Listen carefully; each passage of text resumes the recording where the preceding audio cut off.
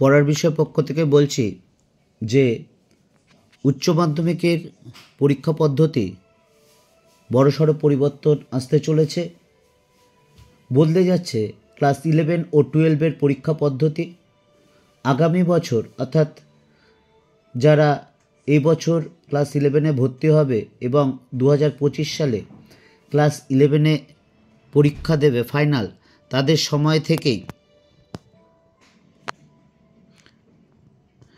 সময় থেকেই পরীক্ষা পদ্ধতি বদল হতে চলেছে।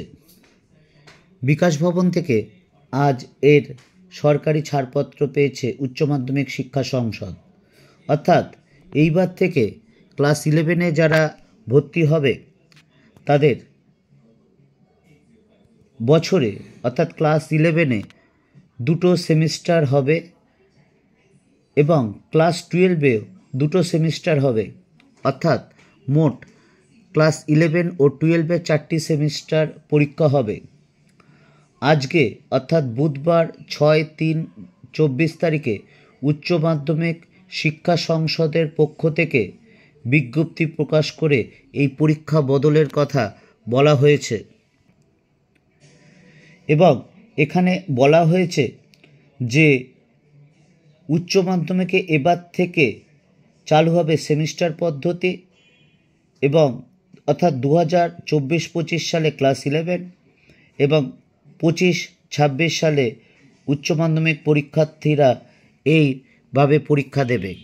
তবে এই পরীক্ষার কি সিলেবাস হবে বা সাবজেক্ট কম্বিনেশনের ব্যাপার কি হবে না হবে সেটা পরবর্তীকালে জানানো হবে। উচ্চ মাধ্যমিক শিক্ষা সংসদের সভাপতি চিরঞ্জীব ভট্টাচার্য মহাশয় আগেই বলেছিলেন যে এবার থেকে উচ্চ মাধ্যমিক পরীক্ষা সেমিস্টার পদ্ধতি হবে, তারই আজ বাস্তব রূপ পেল।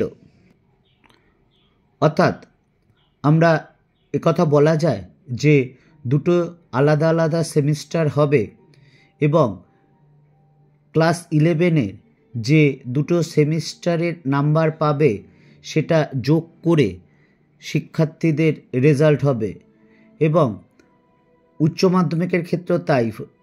এর ফলে শিক্ষাবিদদের একাংশ বা ওয়াকি মহলের একাংশ মনে করছে এর ফলে শিক্ষার্থীদের সুবিধা হবে এবং এখন থেকে দুটি সেমিস্টারের অর্থাৎ ক্লাস 11-এর দুটি সেমিস্টারের নাম্বার একই সাথে পাওয়া যাবে বা 12-এরও একই সাথে পাওয়া যাবে। আলাদা করে ফল প্রকাশ করা যাবে না, অর্থাৎ একসাথেই চূড়ান্ত ফল প্রকাশ করতে হবে। পড়ার বিষয় পক্ষ থেকে এইটুকুই ঘোষণা বলার, যেটা আজকে উচ্চ মাধ্যমিক শিক্ষা সংসদের থেকে নোটিফিকেশন করেছেন সভাপতি চিরঞ্জীব ভট্টাচার্য মহাশয়। পরের বিষয় পক্ষ থেকে এতটুকুই।